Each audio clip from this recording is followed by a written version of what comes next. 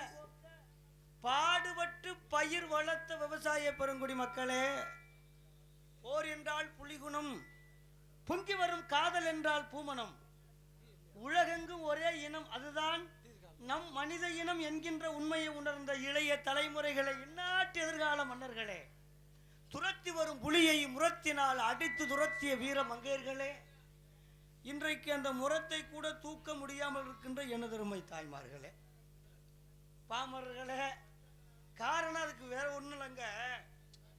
அந்த காலத்தில் இயற்கையான உரங்களே மண்ணிலே போட்டு வெள்ளாமை செய்தார்கள். அன்று 6 மாத வெள்ளாமை இருந்தது, அதை உண்டார்கள். 120 வயசு இருந்தார்கள்.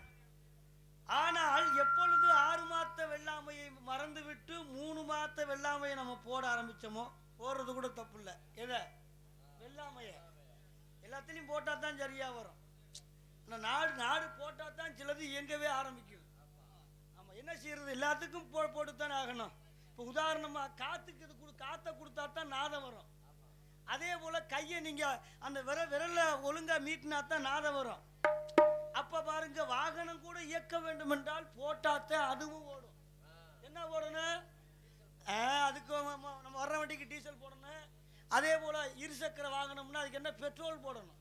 அப்ப நாட்டில் போட்டாதான் வேலையே செய்யுது. அதனால நானும் ஒரு போர்டு போடலாம்னு வந்திருக்கேன். கலகம் செய்யலாம் என்ற போர்டோடு வந்திருக்கிறேன். ஏன்னா எந்த வேலையை செய்தாலும் ஒரு வேலையை செய்யணும்னா ஒரு மனிதனாகப்பட்டவன் எல்லோருக்குமே 84 ஜீவராசிகளுக்கும் இறைவன் பசியை கொடுத்திருக்கின்றதுக்கு ஒரு காரணம் தெரியுமா? பசி ஒன்று இல்லை என்றால் உழைப்பு என்ற தன்மை வராது. அப்போ 10 ரூபாய் சம்பாதிக்கணும், அதுல 5 ரூபாய்க்கு அரிசி வாங்கி அதை சாப்பிட்டா தானே உயிர் வாழ முடியும். அப்ப பசி ஒன்று இல்லை என்றால் இந்த உலகம் எங்குமா? அப்ப எல்லாத்துக்குமே கொடுக்கணும், போடணும், உணவு போட்டாத்தான் மனிதன் வாழ முடியும்.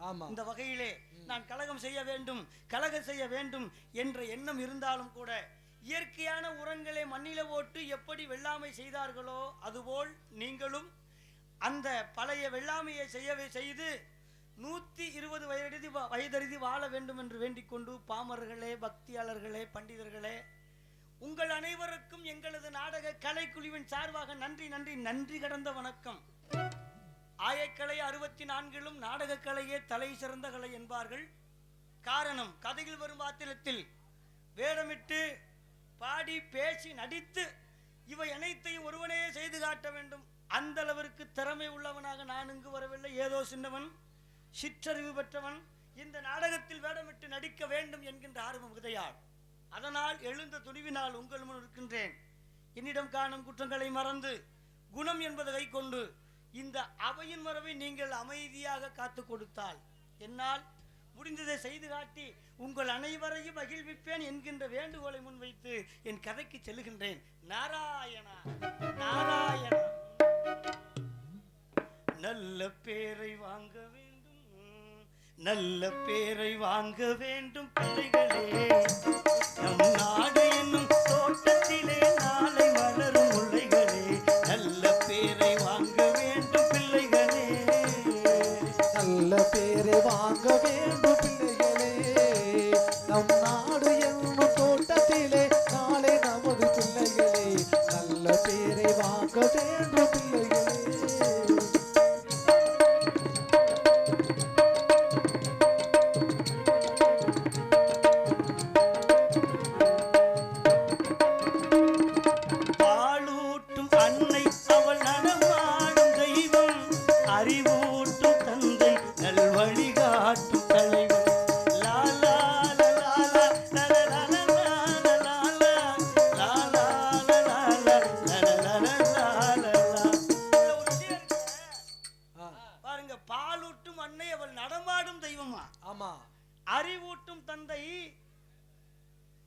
அறிவூட்டும் தந்தை நல் வழிகாட்டும் தலைவன். இப்ப இந்த உலகத்திலே கடவுள் முதலிலே எதை சொல்லுகிறார் தெரியுமா?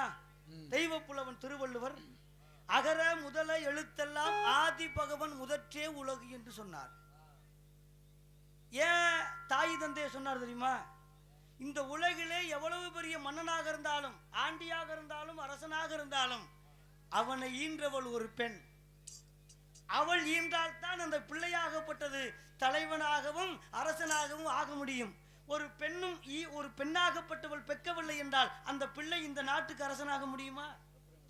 அப்ப இந்த உலகத்துல காப்பு கட்டிக்கிட்டு அரோகரா என்று தைப்பூசத்துக்கு நடைப்பயணமாக செல்லுகிறார்களே, அதெல்லாம் தலை சிறந்த பக்தி அல்ல. கெடா வெட்டி பொங்க வைக்கிறார்கள், அதெல்லாம் தலை சிறந்த பக்தி அல்ல. தீச்சட்டி எடுத்துக்கொண்டு வருகிறார் அல்லவா, அதெல்லாம் சரியான பக்தி அல்ல.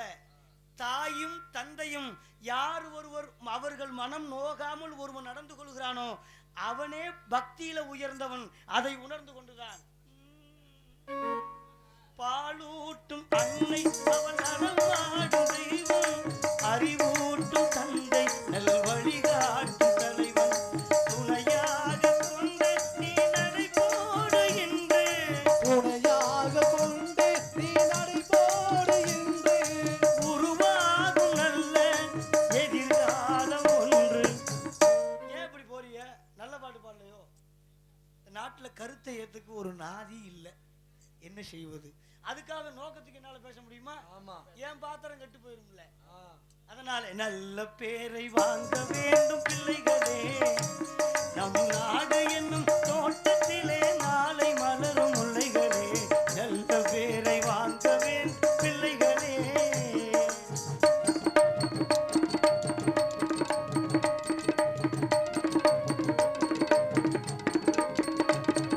கிளி போல பேசு, இளம் குயில் போல பாடு, மலர் போல சிரித்து நீர் வழிகாட்டி வாடு. லாலா லாலா லாலா லாலா லாலா லாலா. மனதோடு கோபம் நீ வளர்த்தாலும் பாவம், மனதோடு கோபம் நீ வளர்த்தாலும் பாவம், நீயான அன்பே தெய்வீகமாகும், மெய்யான அன்பே தெய்வீகமாகும். நல்ல பேரை வாங்க வேண்டும் பிள்ளைகளே, நம் நாடு என்னும் தோட்டத்திலே நாளை மலர் பிள்ளைகளே, நல்ல பேரை வாங்க வேண்டும் பிள்ளைகளே.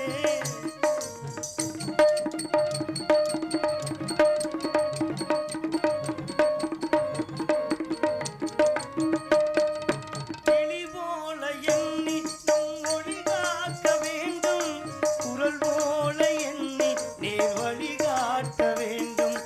லாலா லாலா லாலா லாலா லாலா லாலா லாலா. ஜனநாயகத்தில் நாம் எல்லோரும் மன்னர், ஜனநாயகத்தில் நாம் எல்லோரும் மன்னர், தென்னாட்டு காந்தி அந்நாளில் சொன்னார், தென்னாட்டு காந்தி அந்நாளில் சொன்னார். நல்ல பேரை வாங்க வேண்டும் பிள்ளைகளே, நம் நாடு என்னும் தோட்டத்திலே நாளை வளரும் முல்லைகளே, நல்ல பேரை வாங்க வேண்டும் பிள்ளைகளே. லாலா லாலா லாலா லாலா லாலா லாலா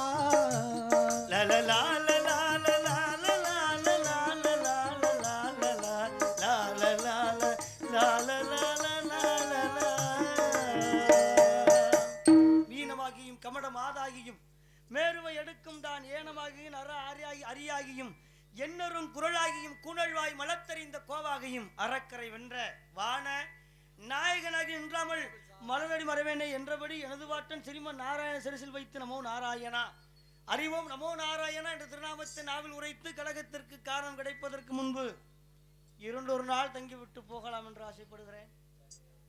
ஆனால் இருந்து விட்டால் சிரசி வடித்து விடுமோ என்ற பயமும் எனக்கு இருக்கிறது. ஆகையினாலே இந்த குறிநிலத்தையும் குளிர்ச்சியான வனத்தையும் பார்க்கின்ற பொழுது எப்படி இருக்கின்றது?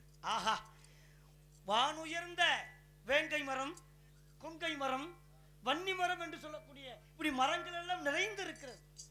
அதை விட அதுதான் கொங்கை மரம். ஆமா, இது வேங்கை மரம், அங்க இருக்குது வன்னி மரம் அப்படின்னு சொல்லிக்கிறோம். எது? அதாய தென்னம் பாக்கு மரம் ஐயா, பாக்கு மரம். கீழே மானு மேய்து பத்தீங்களா? இந்த இயற்கையான சூழ்நிலை இப்பொழுதுதான் எனக்கு ஒரு ஞாபகம் வருகிறது. இந்த இடம் 2 பக்கம் மேடு, நடுமயம் பள்ளமா இருக்குவார். மேடுனா பள்ளம் உண்டு, பள்ளம்னா மேடு உண்டு. பாருங்க, 2 பக்கம் மேடு இருக்கிறது, நடுமயம் பள்ளம் இருக்கிறது. அந்த பள்ளத்துல தான் தண்ணி வருது. எது? 2 பக்கமும் மலை, நடுமயம் வருவதுதான் ஓடை. அதற்கு பேர் கொடை என்று பெயர். அப்ப அந்த கொடை என்று சொல்லக்கூடிய அந்த கொடை என்று சொல்லக்கூடிய ஓடையிலே அழகான தண்ணீர் வருகிறதே, இந்த தண்ணியை பார்த்த உடனே இப்பொழுது எனக்கு ஞாபகம் வருகிறது. ஆமா, இந்த உலகத்திலேயே தலை சிறந்த நிலம் எதென்றால் குறிஞ்சி நிலம் என்று சொன்னார்கள். எதற்காக குறிஞ்சி நிலம் பெருசா சொன்னாங்கன்னு ஆராய்ச்சி பண்ணி பெரியவங்களை கேட்கின்ற பொழுது, இந்த 3 நிலத்துக்கும் செழிப்பை கொடுக்கிறது இந்த குறிஞ்சி நிலமா. அது என்ன எப்படி 3 நிலத்துக்கும் செழிப்பை கொடுக்கணும் கேட்டா, குறிஞ்சி, முல்லை, மருதம், நெய்தல், பாலை 5 வகை நிலத்திலே 4 வகை நிலத்துக்கு இதுதான் நல்ல ஒரு தண்ணீரை கொடுத்து செழிமையாக செய்வது இதுதான்.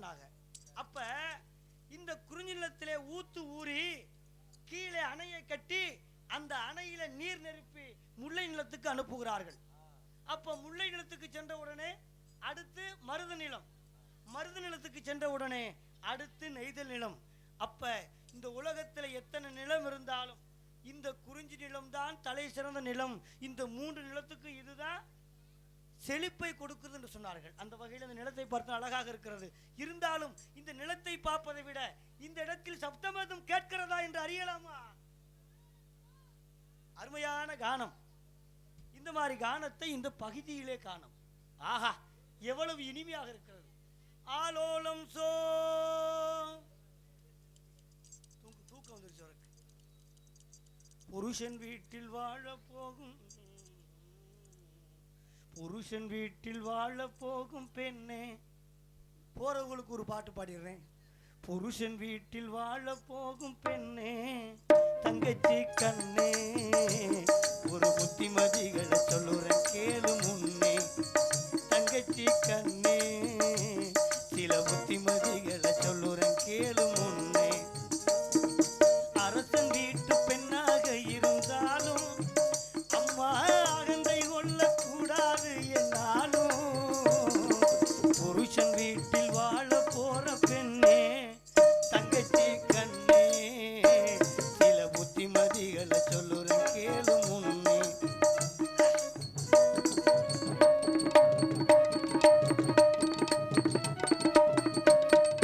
மாமனாரு மாமியாளை மதிக்கணும், உன்னை மாலையிட்ட கணவனையே துதிக்கணும்.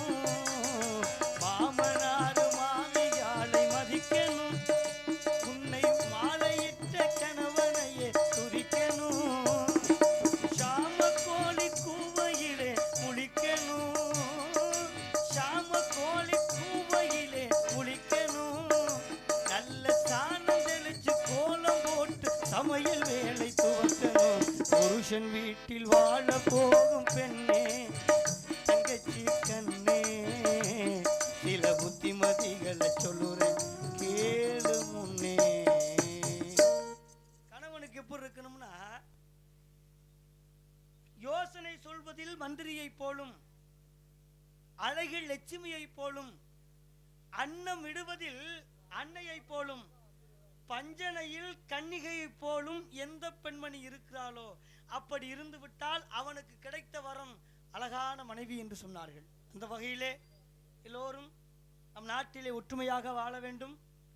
ஏனென்றால் இந்த உலகத்திலே தாய் போனால் ருசி போனது, தந்தை போனது என்றால் வித்தை போனது, சகோதரன் போனால் வலிமை போனது, சம்சாரம் போய்விட்டால் சகலமும் போயிடுச்சுன்னா, சம்சாரம் போயிடுச்சுன்னா சகலமும் போயிடுச்சு. மனைவி இருக்கின்ற பொழுது ஒரு மனிதனுக்கு தெரியாது, அவள் இல்லாத காலத்தில் தான் அவளுடைய அருமை தெரியுமாம். ஆகையினாலே இந்த உலகிலே ஒற்றுமையாக இருக்க வேண்டும். ஏனென்றால் ஒற்றுமையாக இருந்து கொண்டால் எதை வேண்டாலும் வெல்லலாம். ஆனால் பிரிவினை என்று வந்து விட்டால் நாம் எதையுமே வெல்ல முடியாது. ஆகையினாலே ஒற்றுமையோடு இருக்க வேண்டும். ஆனால் இந்த பெண்மணி ஒற்றுமை இல்லாமல் தனியாக காட்டிலே வாழ்ந்து கொண்டிருக்கிறாளே, அங்குதான் வருத்தமாக இருக்கிறது.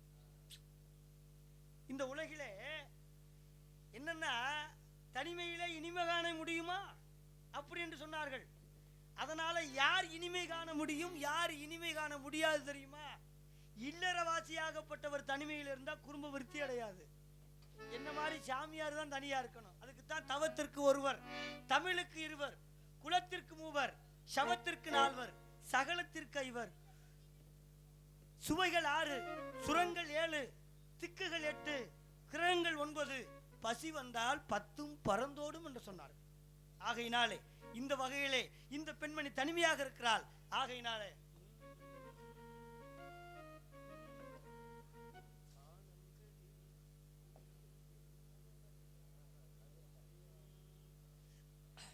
ஆடாத மனமும் ஆடுதே, ஆனந்த கீதம் பாடுதே, வாடாத காதல் இன்பம் எல்லாம் வா வா நாம் காணலாம்.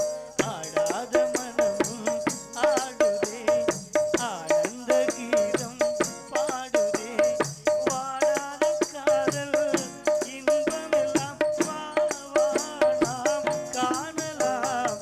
ஆடாத மனமும் ஆடுதே.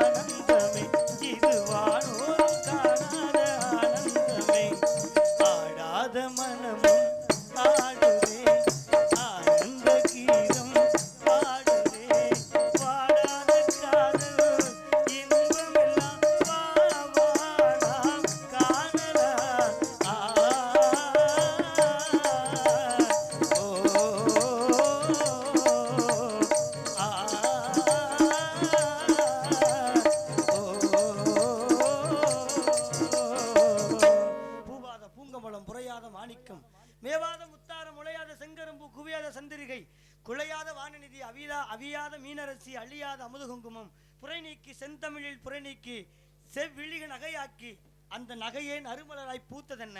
இந்த பெண்ணின் குரலில் தேனுமினிய செந்தமிழாய் கேட்கிறது. இந்த உலகிலே மூணுமே சரியாக ஒரு பெண்ணுக்கு இருந்ததில்லை. ஆனால் இந்த பெண்ணுக்கு தான் மூணுமே மொத்தமா சரியா இருக்கு. குறையே சொல்ல முடியாது. மூணும் சரியா இருக்கு. ஆனா அங்கு வம்பு என்னவோ தெரியவில்லை, ஏதோ வழக்கு இருக்கும் பிறகு.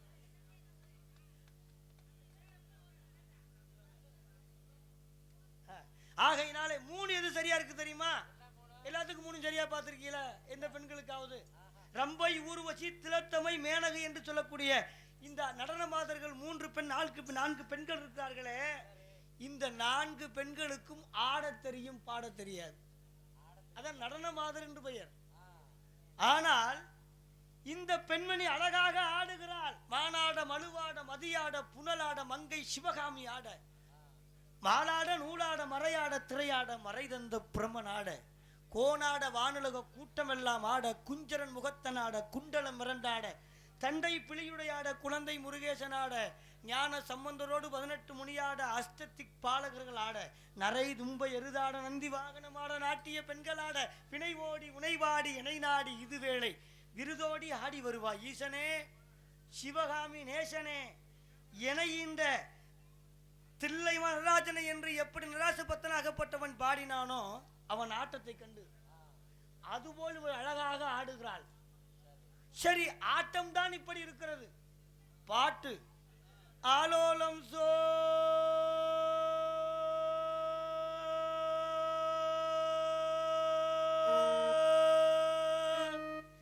என்று என் யாழிசையின் பின்னப்படுத்தி வந்து விட்டது.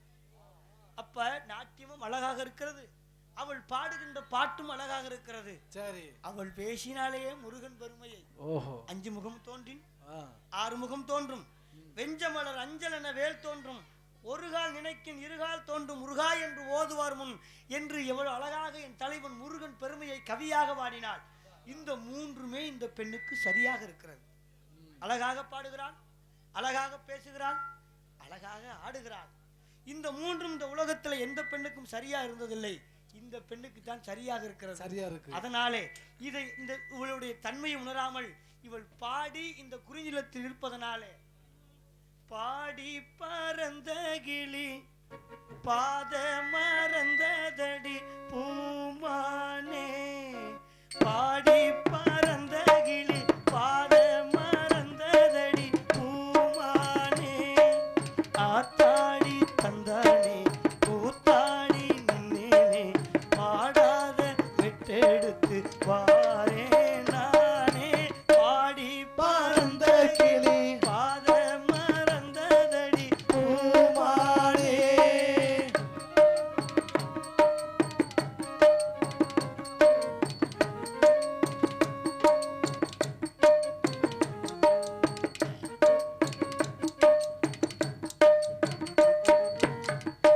சொல்லெடுத்து